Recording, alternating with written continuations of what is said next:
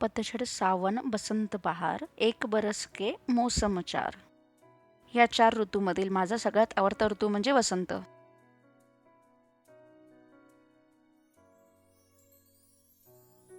थंडी मागे सरते, झाडाला नवीन पाने येतात.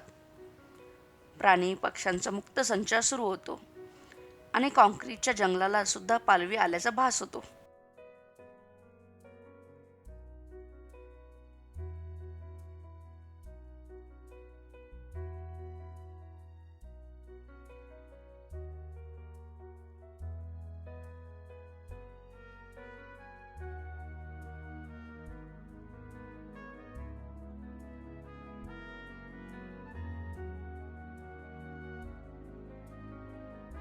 ऊन वाढायला लागते आणि नद्या प्रवाही होतात.